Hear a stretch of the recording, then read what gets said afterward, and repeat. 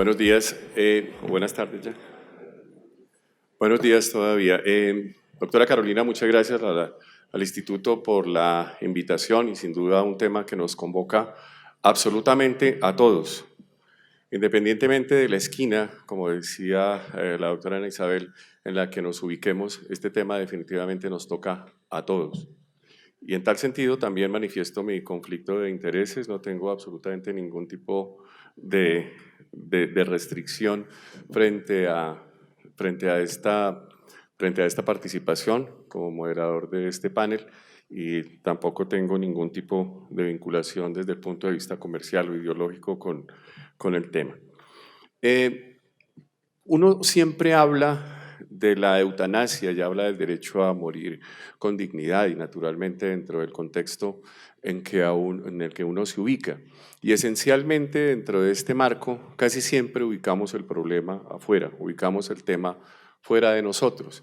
Y obviamente al escuchar, pues obviamente la voz de las personas que están aquí, todos ilustrados en el tema, uno dice, ¿cuál es mi papel ahí? ¿Dónde estoy yo aquí? ¿Dónde me ubico dentro de este contexto? Obviamente cuando uno tiene una referencia directa o cuando nos tocamos directamente frente a esto, pareciera que es ahí el momento de pensar.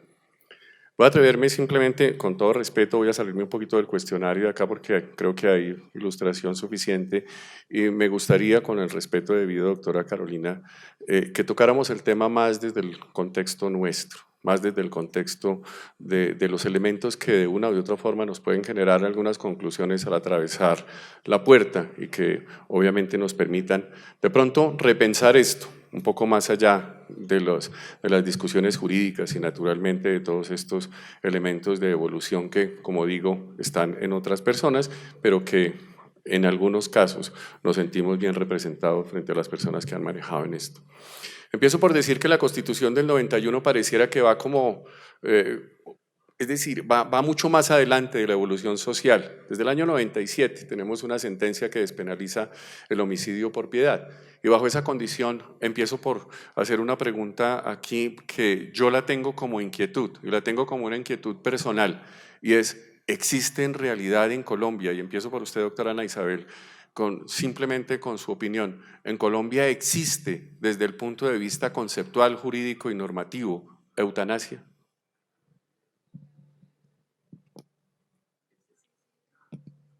Ahí. Es decir, si en Colombia efectivamente hay un soporte jurídico o normativo para poder realizar una eutanasia en Colombia. No, si desde el punto de vista reglamentario, formal, hay eutanasia. Yo diría que sí. Doctora. Sí, definitivamente sí. Sí, claro, como me explayé como por 15 minutos tratando de explicar cómo fue que Colombia llegó ahí sin ningún sentido y entiendo de fondo la pregunta, ya paso el micrófono con la excusa de los presentes de tomarme un par de segundos. Tranquila, doctora. Y creo que la dificultad está en entender algo que planteaba al respecto de cuán inequitativo o desigual puede ser pensar que nosotros, al mismo tiempo que nos preocupamos por el acceso al agua potable y otras prioridades de salud pública, tenemos en el mismo equipo de trabajo en el Ministerio de Salud a alguien teniéndose que preocupar por eutanasia. Y la realidad es que sí los tenemos, porque el derecho empujó la posibilidad y ahora tenemos que responder desde la parte asistencial a algo que pareciera no tener un lenguaje común, como mencionaba previamente, pero en definitiva sí lo tenemos desde hace 4 años y tenemos 70 casos reportados, no sabemos cuántos no reportados y mucho menos no podemos siquiera aspirar a conocer cuáles siguen siendo las conductas de algunos particulares que se denominan dentro de ese. Correcto, doctora. Gracias, doctora Marilena. Perdón, doctora. Entiendo que sí, pero como estoy como paciente… Tranquila, doctora Marilena. ¿Perdón? Sí, perfecto, ya su respuesta. Sería más moderada en la respuesta. Ana Lucía y Ana Isabel y Julieta nos han mostrado todo un desarrollo de la legislación, de lo que hay en sentencias. Pienso que está en una sentencia despenalizada una cantidad de otros procesos que instan, pero no soy abogada, pero con mi recto saber y entender pienso que falta la legislación. Correcto, Carlos. Sí, estoy de acuerdo con la postura de María Elena y con los anteriores. Lo que sí no creo es que exista una equidad en la prestación de cuidados paliativos y una penetrancia social en los cuidados paliativos que debería ser la prioridad en el desarrollo del modelo de atención en salud en Colombia. Si uno no es abogado, uno se para en una esquina, y vuelvo a decir, y está despenalizado el homicidio por piedad y una serie de sentencias que han empujado hacia la práctica un elemento que dentro del contexto legislativo falta por reglamentar. Y ese componente, desde el punto de vista social, no puede suplir, doctora Ana Isabel. Quería complementar lo que habían mencionado los colegas, y es, cuando uno se lee todas las sentencias, ¿saben qué es lo que uno le da más tristeza? Que generalmente, por lo menos en la mayoría de los casos, no hay un adecuado acceso a cuidados paliativos y hay obstinación terapéutica. ¿Sí me entienden? Eso no significa que no tengamos ese derecho, es que tenemos ese derecho. La tristeza es que lo hayamos construido a través de esa vía. Eso es lo que le duele a uno el alma cada vez que lee las sentencias. Gracias, doctora Ana Isabel. Todos los que estamos aquí, con las honrosas excepciones o con las excepciones de rigor, pertenecemos al sector de la salud, desde nuestro contexto de médicos, estudiantes, residentes, profesionales anexos. Voy a robarme una pregunta que alguna vez de pronto a ustedes les hicieron también en un foro parecido, y es, levanten la mano quienes quisieran morir como mueren sus pacientes. Como mueren sus pacientes, los suyos. Levanten la mano quienes quisieran morir como mueren sus pacientes.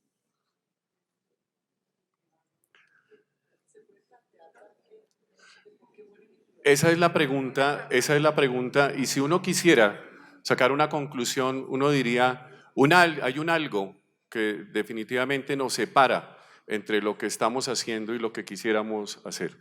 Y dentro de ese marco, nos cabe aquí el asunto del derecho. Es bastante significativo. Yo no quisiera morir como mueren mis pacientes.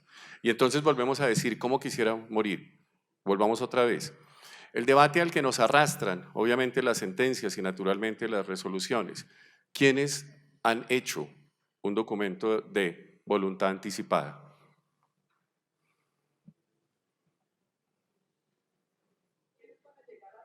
No, ¿quiénes lo han hecho?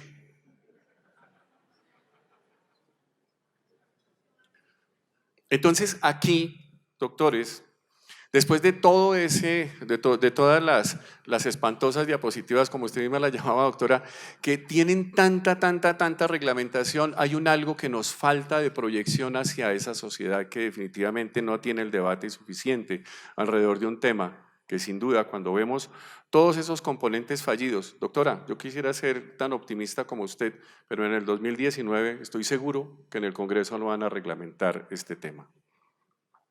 No lo van a reglamentar porque no es un tema que potencialmente genere votos ni tampoco genere proyección. Y volvemos otra vez así al debate. Doctora, ¿por qué en este país se ha confundido la eutanasia con el derecho a morir con dignidad y empezamos por el lado de nuestra paciente? ¿Por qué en este país cada vez que hablamos de derecho a morir con dignidad inmediatamente nos lanza el concepto hacia la eutanasia?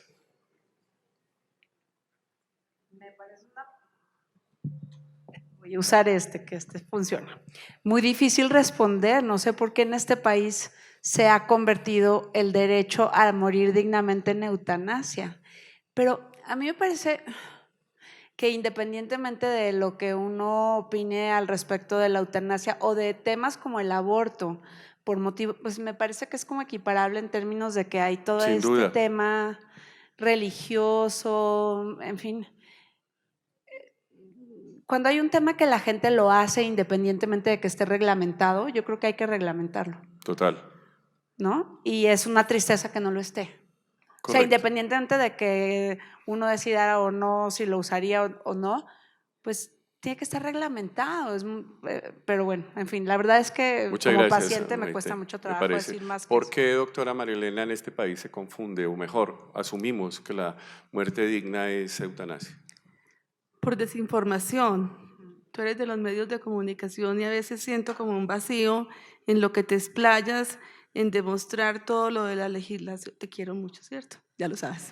En lo que se explayan en todo lo de la legislación, en todo uno ve todo lo que nos presentó Ana Isabel, y que hay en legislación hacia el cuidado paliativo, que es desde como lo expresé en mi charla, desde la medicina, un trabajo hacia esa atención al final de la vida. Hay una desinformación total y Ok. parte de lo que se trata en este momento y en estos colectivos es siempre ir informando, Ok. mostrar cuidado paliativo, mostrar legislación, sin entrar ¿Por en qué? antagonismos. Por desinformación. Carlos, ¿por qué confundimos, doctor Rodríguez? ¿Por qué confundimos? ¿Por qué la gente siempre que habla de derecho a morir con dignidad, obviamente derecho a morir dignamente, derecho a eutanasia? Pues yo me hago también, que me estaba haciendo una pregunta que la voy a hacer antes de contestar. ¿Por qué hay modelos de atención en salud desarrollados que son el modelo en que estamos, por ejemplo, los países latinoamericanos tratando de dirigirnos? ¿Por qué nunca se ha considerado el tema de la eutanasia? Por ejemplo. O no se considera ni desde el punto de vista médico, Correcto. ni desde el punto de vista bioético, ni desde el punto de vista legal. Probablemente porque tenían un mayor desarrollo en el modelo del enfermo crónico, mayor soporte, mayor equidad y acceso a los servicios de salud. Y aunque puedan existir casos específicos en donde el sufrimiento, que son un porcentaje muy pequeño, ¿cierto?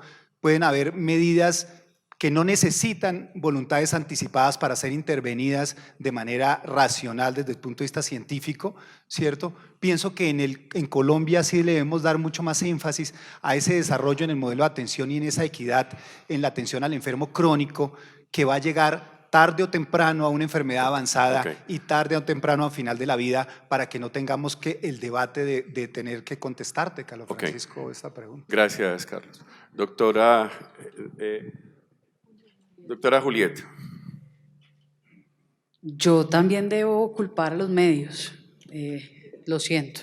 Claro, es válido. Yo me he hecho la pregunta muchísimo tiempo y he trabajado el tema con mucha profundidad desde hace 7 años exactamente, y una de las gravedades que tenemos en la discusión es la confusión semántica promovida por la discusión pública, nombrando las cosas como no son. Creo que está relacionado con que somos puramente jurídicos en el país y para retomar la afirmación del doctor hace un momento, la vía jurídica, la vía del derecho de petición, la vía del acceso a las condiciones de igualdad está mediada por la garantía a través de los estrados y no por la voluntad de cuidado en el espacio de salud, de atención individual ni pública, y eso determinó el lenguaje que íbamos a usar y no hemos sido lo suficientemente maduros como para decir las categorías con las que funcionamos aquí son estas. Perfecto. Doctora. Bueno, lo primero es el nombre, porque el nombre es muerte digna y eutanasia. Y cuando uno nombra algo así, automáticamente le está dando el atributo. Claro. Segundo, sí tiene mucho que ver con los medios. Y cuando no se nombran las cosas, no existen para la mente humana. Correcto. Entonces, cuando uno no nombra el cuidado paliativo y los pacientes no saben qué es el cuidado paliativo, no existe esa alternativa para control del sufrimiento. Entonces, por eso es que se ha confundido el término. Y en adición a todo lo que se ha dicho, yo voy a hablar como bioeticista y como profesor. Alguien decía que enseñamos bioética de países ricos, entonces hablamos de la clonación humana, de las técnicas de reproducción humana asistida y el diagnóstico genético preimplantatorio. Y si uno revisa los currículos de las distintas profesiones de la salud en pregrado y posgrado, es una bioética para países ricos, cuando se debería estar hablando de justicia, de acceso, etc. Entonces, pienso que hay una falla grande en los procesos de formación también de los profesionales de la salud. Correcto. Porque nosotros, en manos de nosotros está también educar a nuestros pacientes, educar a nuestros colegas, mostrar que es un haz de facultades, que es una medida a la que tú llegas como última alternativa, pero no puede ser porque no tengas acceso a cuidado paliativo, aunque lo puedo rechazar, pero no porque no tengas el acceso al cuidado paliativo efectivo. Entonces pienso que hay un tema de educación a los profesionales. De educación, y esto yo también estoy de acuerdo en que los medios, la comunicación sin duda tiene mucho que ver con esto, pero también creo, como siempre pasa hoy en día con el asunto de las redes y todo esto, que los médicos esencialmente somos comunicadores, por encima de cualquier cosa. Entonces, recibo de buena forma, pues obviamente en lo que me toca como periodista este asunto, pero también como médico porque no sabemos comunicar este tipo de cosas. Ya voy, María Elena. Hay una cosa que siempre nos inquieta y es que pareciera que dentro de nuestra formación, y empiezo por usted, Ana Isabel, el asunto de que nuestra formación, siempre echamos mano de nuestra formación como médicos, de que algo nos falta, de que los sistemas de prestación de servicios, de que los modelos de atención. ¿Es para los médicos dentro de ese componente curricular la muerte una falla médica, doctora? Pues parte de la razón antropológica de la obstinación terapéutica es que nos forman para diagnosticar y curar. Somos malísimos rehabilitando y el cuidado paliativo ni siquiera nos lo explican. Es una falla. Entonces muchas terapéutica. veces se ve la muerte como una falla y no como lo ve el cuidado paliativo, que es una parte del proceso natural. Yo digo, si las estrellas mueren, desde una ameba hasta una estrella se muere, es parte del proceso natural del universo. Entonces, yo creería que sí, que el entender la muerte como una falla es parte del problema, el no hablar de la muerte es parte del problema, el no enseñar cuidados paliativos en los programas es parte del problema. No enseñar rehabilitación, que me toca. Doctore. Y parte del problema es tener miedo a nuestra propia muerte. Correcto. Porque cada vez que nosotros enfrentamos ese mismo tema, pues nos dimos cuenta en el auditorio, no hay muchas personas que tienen voluntades anticipadas. O sea, ni siquiera hemos pensado en nuestra propia muerte. Y entonces cuando hablamos de comunicar a los pacientes tenemos la obligación, siempre, de proyectar desde el punto de vista asistencial las normas.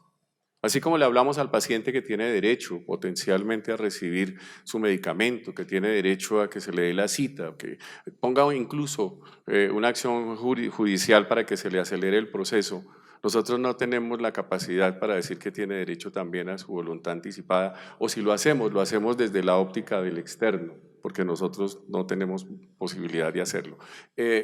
Doctora. O perdón. Aquí sí que tengo una cosita que aportar, me parece. Y es que yo sí creo que para muchos médicos, en mi experiencia con ellos, que he tenido un contacto muy intenso con médicos en los últimos 5 años, la muerte es un fracaso. Y me parece que tiene que ver con el miedo a la propia muerte. Claro. Y me parece que el médico está en un lugar privilegiado, como decía usted, de comunicarle al paciente un montón de cosas que le hacen la vida diferente, tenga o no tenga una enfermedad, y que un poquito el miedo a su propia muerte o el ver la muerte como un fracaso impide a los médicos hablar con tranquilidad. La muerte existe, todos nos vamos a morir, como quiere morirse usted. Y yo creo que cambiaría completamente la vida y la muerte de todos si los médicos en específico y las enfermeras y el personal médico pudieran hablar con más tranquilidad sobre la muerte y pudieran preguntarle al paciente y pudieran de verdad desligarse de que la muerte es un fracaso. El médico está para sanar, no para curar. Curar tiene que ver con los síntomas, pero sanar tiene que ver con esa dignidad humana, con esa forma en que queremos vivir y morir. Muchas gracias. Doctora María Elena. Quisiera decirles algo más del aprendizaje, del acompañamiento a las instituciones en todo el país donde he tenido que acercarme a acompañar este asunto de los comités y de los documentos de voluntad anticipada, y es que no solo no hablamos de la muerte, sino que nunca la vemos. Para nada. Con la excepción de los intensivistas, de los paliativistas, de algunos internistas. Hace un par de días en un conversatorio me ponía a pensar tras una historia de una interna que estaba rotando de forma electiva por la unidad de cuidados intensivos y le pedía a su profesora que por favor la dejara quedar un poco más de tiempo en la rotación porque sabía que ese paciente de la habitación número tal iba a entrar en un proceso de agonía y ella nunca había visto a un paciente morir. Me preguntaba cuándo fue la primera vez en mi formación que yo acompañé a un paciente morir y me di cuenta que también fue muy lejano en el proceso de formación. Entonces, Cierto. me devuelvo a lo que decía Ana. Si yo no reconozco la posibilidad de una categoría, pero cuando solo me la cuentan, es algo a lo que no pertenezco. y a lo que no voy a ver a los ojos y a lo que por supuesto no voy a poder acompañar ni reconocer como un proceso, pues que este es un momento del que he sido ausente y que no ha existido para mí dentro de lo que se me dice es lo mínimo que debes saber. Cuando se trata de sacar conclusiones y elementos de reflexión, justamente esos son los que nos deben quedar, no sobre si los congresistas van a reglamentar o no, sobre si el proceso, si la sentencia estuvo bien o no. Me sorprendió, o mejor, me inquietó porque le puse mucha atención, como siempre, Ana Isabel, a tus conferencias. Dice, y en la sentencia hubo un golazo, cuando hablaba de la participación de la familia. Eso sería tema de un debate interesante también sobre si sí o si no. Pero volvemos otra vez al asunto de la introspección. Varias veces escuché pues, la palabra empatía. Empatía. Para hablar de muerte se necesita ser empático, doctora Ana Isabel, desde la óptica médica y obviamente bioeticista. ¿Pudiera hacer No, una pequeña interrupción de la otra parte que quedó sin dale. respuesta? No, es que no, las preguntas no son para No, todos. está bien, pero quiero, porque me gusta que manejemos este tema un poco más refrescante y un poco más en positivo. Y pues es bueno que sepamos todos los avances que se ha hecho en la formación médica, de enfermería, de todas las disciplinas, porque si no vamos a salir acá con un pensamiento un poco frustrante. El país ha avanzado, Claro. el país ha adelantado mucho en esos procesos, tiene el diagnóstico y uno lo que resentiría un poco es ¿por qué también? No es que yo espere que el legislador lo haga, no, porque es que nosotros hemos puesto las leyes y las hemos ayudado a llevar y las de Total. cuidado paliativo, así salgan a nombre de otros, no nos importa pedalear, ¿cierto? Pero lo que interesa es que se vayan con la posibilidad de que hay cosas para hacer, que hay unos pilares en la formación que se están desarrollando, el Rosario, la Sabana, la Javeriana, el instituto ha motivado la formación de especialistas, bueno, todos podemos dar cuenta Claro. de ello. Entonces, el mensaje es en positivo, vamos para adelante. Uno sí le gustaría apuntalar la fuerza a que el Ministerio de Educación nos ayude más, a que no nos limite los cupos de las especialidades, o sea que, pero veámoslo en positivo. Hay No, un claro, diagnóstico, obviamente en pero este yo yo puedo ir por el tengo otro lado, ¿cierto? Como que no, lo María Elena, hay. yo tengo también el papel aquí de hacer preguntas incómodas, Y yo que no, son está muy válidas, bien. pero resulta que hace exactamente 2 meses yo escribí con todo el avance y la ley. Yo sí estoy de acuerdo en que las leyes se salen, yo soy coautor de la ley estatutaria de salud de este país, pero es que eso hay que reglamentarlo. Y dentro del asunto aquel, si vamos a mirar, no se puede demorar tanto. Los mandamientos de la ley de Dios todavía no se han reglamentado, la gente se sigue matando. Entonces, uno tiene que avanzar, pero también hay que mirar cómo el avance desde el punto de vista nos toca. Hace exactamente 2 meses, María Elena, yo escribí un artículo en el periódico que decía que menos del 10% de la gente que requiere cuidado paliativo en este país sencillamente lo tiene. Y ese componente es absolutamente grave. ¿Por qué razón? Y aquí viene el asunto.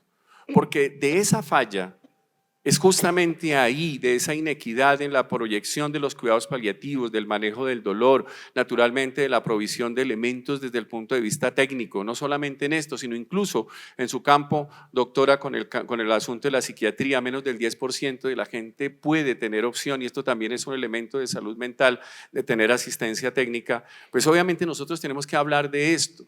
Y tenemos que hablar hacia allí, porque justamente estas fallas, voy a decir algo que suena políticamente incorrecto, esas fallas desde el punto de vista asistencial nos han llevado a caer en un foso de confusión conceptual grande, y es el hecho, ojo, y lo digo políticamente incorrecto, y es que porque nos faltan cuidados paliativos, hay gente que cree que la eutanasia como derecho que es dentro del contexto de la opción que debe proporcionarle el Estado es un elemento que empuja potencialmente a que esto se dé, y eso definitivamente, lo digo desde aquí, no es correcto tampoco.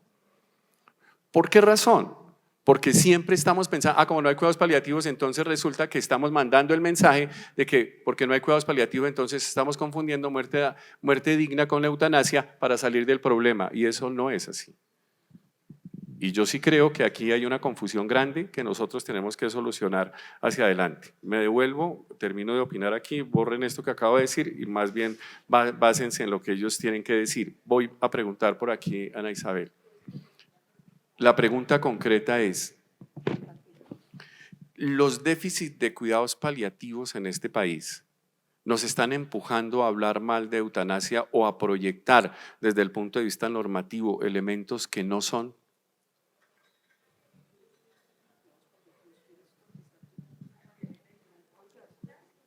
Pues se conectó, Ok. se conectó un poco con lo que acabas de mencionar. Claro. Cuando uno está en estos foros, cuando discutimos y reflexionamos sobre estos temas, uno se pregunta ante una situación tan conflictiva, esa situación al final del túnel, ¿cierto? ¿Cuál es la mejor posición?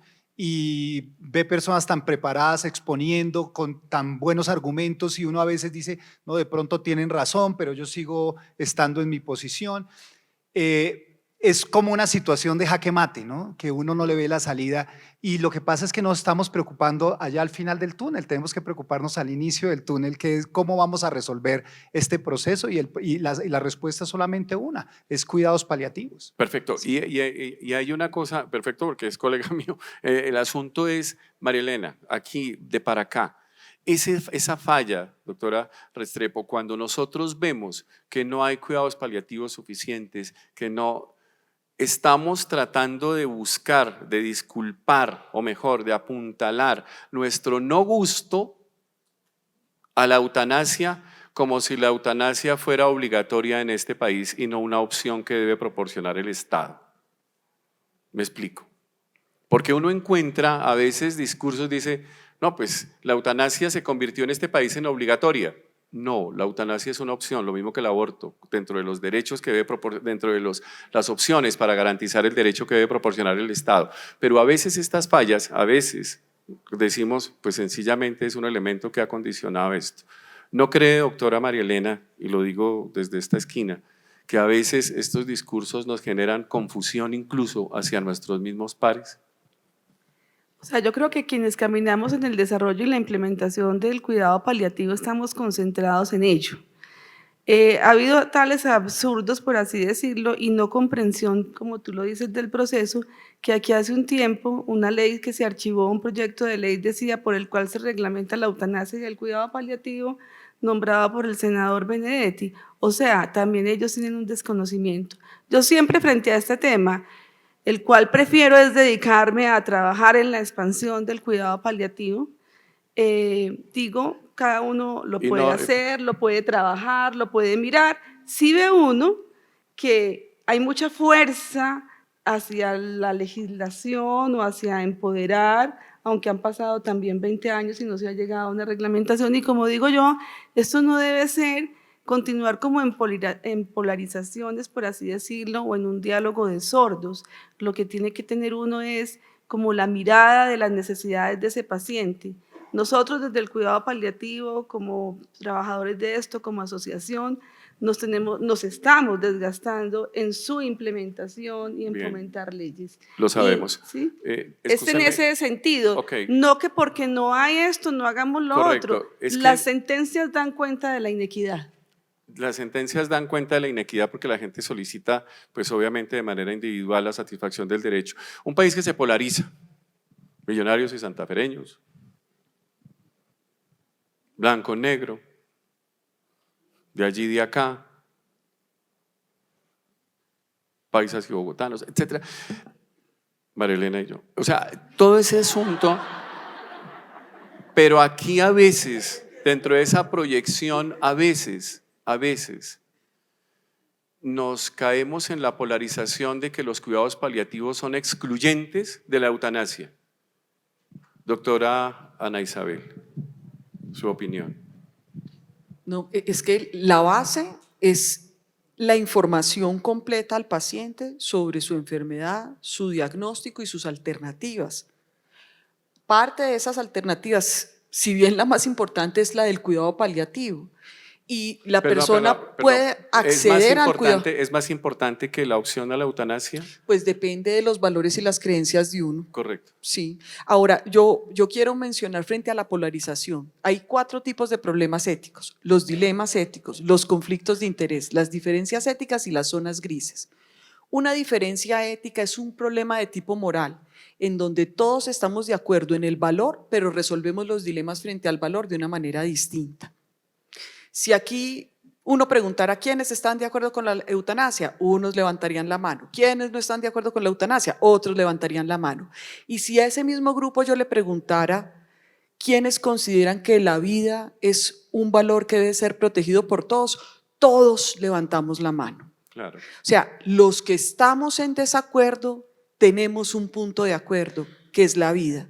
Lo que pasa es que resolvemos el dilema de una manera distinta. En las diferencias éticas tiene que recurrir uno al acuerdo de mínimos de una sociedad que se exprese en el derecho. Por lo tanto, ni uno ni otro es excluyente. Correcto. Es que el Estado protege a todos los que pensamos distinto. Correcto. Y bajo esa condición, la vida digna, la muerte digna y la vida digna son una unidad. Morir dignamente es un derecho pegado a la vida digna. Hay componentes que son, ya vamos a terminar, doctora. ¿Puedo agregar un poquito sobre esto de A qué ver. es más importante, el cuidado paliativo o la eutanasia? Y la doctora dice, depende de las creencias. Y yo atrevidísimamente diría, no, no solo depende de las creencias. Porque, digamos, en mi propia experiencia, yo pasé por un momento de dolor tan grande que hubiera dicho, pues en ese momento yo ni siquiera pensé en la eutanasia, simplemente pensé, me voy a morir. Y yo tengo esta sensación de que si uno dice que se va a morir, se muere. O sea, como que hay una relación muy cercana entre quererlo y tenerlo, ¿no? Y en el momento en el que la doctora Gámez, que es quien me hizo estar aquí, me dijo, tú espérate un poco, vamos a controlarte el dolor y vamos a volver a hablar. Y en verdad, o sea, cuando me controlaron el dolor dije, wow, yo que me voy a querer morir, tengo 1000 cosas por hacer, tengo niños chiquitos, que me voy a querer morir. Entonces yo sí pienso que de pronto, más allá de las creencias, sí diría, primero cuidados paliativos, y ya que una persona está estabilizada, el dolor físico no es, o sea, el sufrimiento, que es como el dolor sobre el dolor, ¿no? O sea, Perfecto. sufro porque me duele que me duela, más o menos, ¿no? Claro, Es como qué una buena capa cosa. extra de dolor. Sufro porque Pero me sí, duele pero que si me yo, duele. si yo logro quitar ese sufrimiento de diferentes maneras, la persona está mucho más en capacidad de poder tomar una decisión más informada, relacionada con sus creencias, evidentemente. Perfecto. Pero Y entonces por eso, atrevidísimamente diría, cuidados paliativos son importantísimos. esa es una de las razones por las cuales las decisiones tienen llegarle que, a ser todo el mundo. tienen que ser anticipadas antes de que nos dé el dolor que nos va a hacer doler, que nos duela. Hola. Hay que tomarlo cuando uno no tenga. Perdóname. Voy a hacer una pregunta, excúseme, es que ya se nos acabó el tiempo. Voy a Pero hacer una deje pregunta. terminar una claridad para el público, Sí, Carlos por favor. Francisco. Bueno, está bien. Gracias. Dele, Sí. dele, María Elena. Una claridad. Hizo Dale. una pregunta de si el cuidado paliativo no tenía la eutanasia. En la esencia del cuidado paliativo y en la filosofía no está la eutanasia.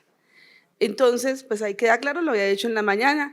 En Bélgica y en Holanda se ha intentado hablar de cuidados paliativos integrativos, que tengan las dos cosas, pero eso se ha quitado de tajo. Y yo lo digo desde la médica que trabaja en cuidado paliativo. Me siento incapaz de hacer al mismo tiempo eutanasia y cuidado paliativo. Eso no quiere decir que haya médicos de cuidado paliativo que a su título personal lo consideren, pero en la esencia. Claro, y no está. ese diálogo es respetable, pero volvemos otra vez. ¿Un paliativista entonces no puede pensar en eutanasia? Momento, antes de que sigamos, porque es que yo de verdad siento muchísimas angustias al respecto de la preocupación inicial de no comunicarnos correctamente sobre el tema y volver a caer en el mismo debacle de apasionamientos, porque nos estamos mordiendo la cola y la idea es que nos movamos hacia adelante. Lo primero es que para Colombia, en reconocimiento no solo que contamos con una ley de cuidado paliativo, sino que reconocemos que hay una visión integral de cuidado al final de la vida. Perfecto. La opción de solicitar la eutanasia no va por encima del el cuidado paliativo, hace parte de un proceso de toma de decisiones que, independientemente del momento, tiene que tener unos puntos de quiebre al respecto de la información, el alivio sintomático, para poder decantar esa solicitud y que se configure como eutanasia, porque lo más relevante tanto para la jurisprudencia como para la asistencial es la cualificación del consentimiento. Perfecto. Si cuidado paliativo como haber y como hacer está en una postura específica, creo que la doctora María Elena lo dejó muy claro durante su ponencia, y también hay posturas muy específicas a títulos personales. Lo que sí debe ser claro para el auditorio y en general para Colombia es que ninguna solicitud de eutanasia en el país es procesada sin el debido alivio sintomático previo, con el asterisco de informar al paciente sobre su opción del rechazo. Perfecto. Esa es, vale la claridad. Gracias, doctora, por la claridad. Justamente en eso del proporcionar la opción, obviamente dentro de la necesidad de satisfacer las necesidades desde el punto de vista asistencial. Perdóname, voy a hacer un comentario al respecto. Además que la legislación nos ha abierto la posibilidad de entender diferente el cuidado paliativo.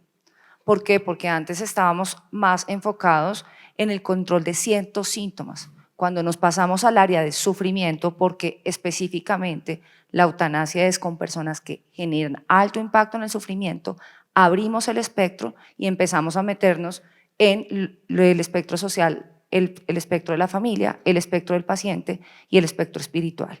Y eso realmente son los nuevos modelos que se empiezan a plantear a partir de este tipo de decisiones que pasan con la reglamentación, porque ahí es donde realmente existe el problema, y el problema no es que el paciente sufra o no un síntoma físico. De hecho, los pacientes que reiteran eutanasia tienen unas características específicas de la personalidad en donde son muy controladores, y adicional a esto, los pacientes sienten que no tienen una buena red de apoyo y terminan sintiéndose como una carga. Entonces, eso hace completamente diferente el lenguaje y la interpretación del cuidado paliativo. Perfectamente. Recuerden ustedes que es con consentimiento cualificado, por lo tanto requiere discernimiento e información. Si la persona tiene un sufrimiento que le impide el discernimiento, ese no puede ser un consentimiento cualificado. Consentimiento, por eso decía que la satisfacción de las necesidades previas. Hay un elemento que subyace aquí, que es justamente las objeciones de conciencia, y hay una cosa que pues obviamente tenemos que hablar desde el plano individual. Casi que pues ustedes mismas lo plantean, o ustedes mismos lo plantean, y es la dificultad que tenemos desde la óptica médica de enfrentarnos a la muerte, de enfrentar incluso nuestros mismos procesos. Pero sin embargo, pues obviamente tenemos la opción de objetar la conciencia dentro de un marco que pues de una u otra forma le garantice el derecho de manera plena a la persona cuando la solicita, independientemente de la opción dentro del marco, obviamente, de ese consentimiento cualificado. No estamos nosotros hablando justamente ese déficit que tenemos para hablar de nuestra muerte, para hablar de nuestros procesos como médicos, como profesionales, a veces del sector, no condiciona desde el punto de vista individual eso que llamamos objeción de conciencia, doctora. Unas palabras frente al concepto de objeción de conciencia. Cuando trabajamos ese tema con los estudiantes de pregrado, lo que nosotros procuramos es exponerlo a las distintas argumentaciones, a las distintas posturas, y que ellos descubran cuál es su posición, porque es muy importante descubrir cuál es la posición de uno. Entendida sobre qué orilla estoy juzgando el dilema, tienen que entender cuáles son los derechos protegidos constitucionalmente y cuáles son los derechos que él tiene, derechos del paciente y derechos de él. Si el profesional en su proceso de formación descubre que es un objetor de conciencia frente a interrupción voluntaria del embarazo o frente a muerte anticipada o eutanasia, yo siempre les digo, si tú eres un objetor, lo tienes que hacer con la seriedad que eso conlleva. Por lo tanto, la objeción de conciencia debe ser previa, motivada y por escrito. Inclusive les digo, ten preparada tu objeción de conciencia y en el momento en que te vayan a contratar, entrega tu objeción de conciencia, porque es tan válido tu derecho como el derecho del paciente. Lo que pasa es que, al igual que todos los demás derechos, no es un derecho absoluto y encuentra sus límites en los derechos de los demás.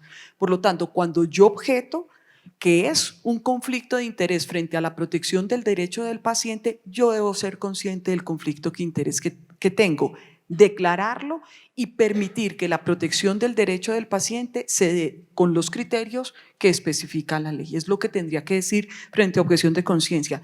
No podemos usar inadecuadamente un derecho tan hermoso como es el de objetar para vulnerar el derecho de otro ser humano. Perfecto, pero doctora, desde la óptica oficial, es que a uno le llegan, por ejemplo, elementos de denuncias de gente que, pues uno cada vez que hace la evolución sobre este tipo de sentencias, hablando de medios, hay gente que se queja, obviamente que los médicos o los profesionales pusieron por delante la objeción de su conciencia y que incluso trataron de convencer hacia el otro lado. ¿Estos elementos cómo se ven desde la óptica oficial, doctor? Pues lo que uno diría es que uno tiene que entender cuál es su postura, pero la postura no puede impedir el cumplimiento del deber de información, que es el primero, y el deber de protección del derecho del otro paciente. Eso es lo que creo que debe ser la base. Si es el inadecuado ejercicio de objeción de conciencia sí puede ser una barrera, y en ese orden de ideas los profesionales debemos ser absolutamente cuidadosos en ejercerlo como se debe ejercer. Desde el ministerio, doctora. No, quisiera aclarar que yo no estoy en delegación oficial del ministerio, por lo tanto esta respuesta que doy la hago a nombre de Julieta Moreno, es Perfecto. completamente personal y los datos que vieron del ministerio estaban señalados como del ministerio. Ok. Con respecto a mi opinión, y esto, insisto, es una opinión frente a la objeción de conciencia, creo que también hay médicos no objetores, los datos lo dejan claro. Creo que nuestra falla no está en el ejercicio en abuso de la objeción de conciencia, sino en cierta incapacidad de definir la conciencia para objetar. También es un problema educativo, también es un problema de información, también es un problema de educación, que se mueve en un límite muy angosto de responsabilidades civiles médicas, sí, y que hay algo que no nos hemos dado cuenta como profesionales frente al ejercicio del derecho, y es que cuando yo digo no y conculco el derecho, me aparecen sentencias cada vez más difíciles de manejar en conjunto y de asumir la responsabilidad como país en conjunto. Ana Isabel le citó el tema de consentimiento sustituto con la 721, que cabe aclarar y referencial. Ana fue mi profe, pero quisiera hacer una aclaración sobre esa sentencia para no irnos con una idea equivocada. El ordenamiento no es que validemos la eutanasia para personas con enfermedades crónicas irreversibles que no son terminales o que no tienen conciencia, sino que se modifique el concepto de consentimiento sustituto fáctico, o sea, para el momento de la reiteración. No es que cualquier tercero puede pedir la eutanasia para una persona incapacitada, no.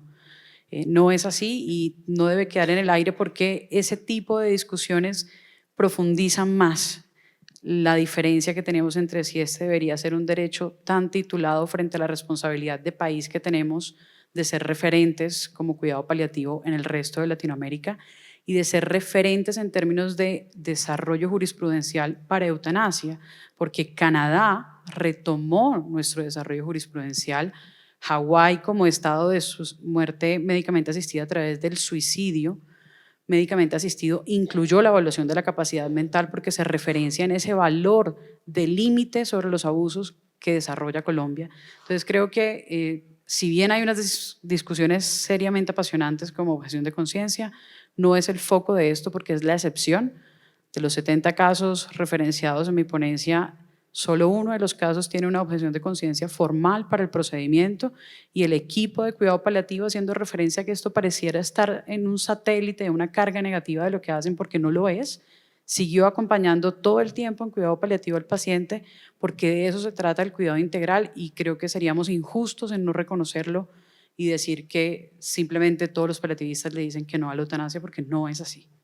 Gracias, doctora. Dale. La misma línea de Julieta.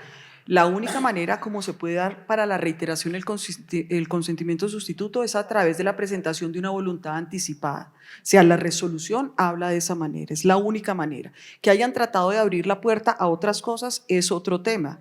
Y inclusive el proyecto de ley que se está presentando le cierra nuevamente la puerta a esa posibilidad. Sin embargo, en objeción en la medida en que se decantan los procesos, sí ya ha habido hasta consultas al ministerio porque el tema no está totalmente entendido para quienes podemos ser en un momento objetores de ciencia, que tampoco les cabe como entender ese tema. Uno sí acompaña todo el tiempo, pero la misma norma o la misma resolución tiene problemas cuando dice que el comité interdisciplinar deben ser no pueden ser objetores de conciencia, pero dejan la objeción de conciencia solo para el acto eutanásico. Yo les voy a decir es no entrar en un dilema, sino que creo que amerita más reflexión.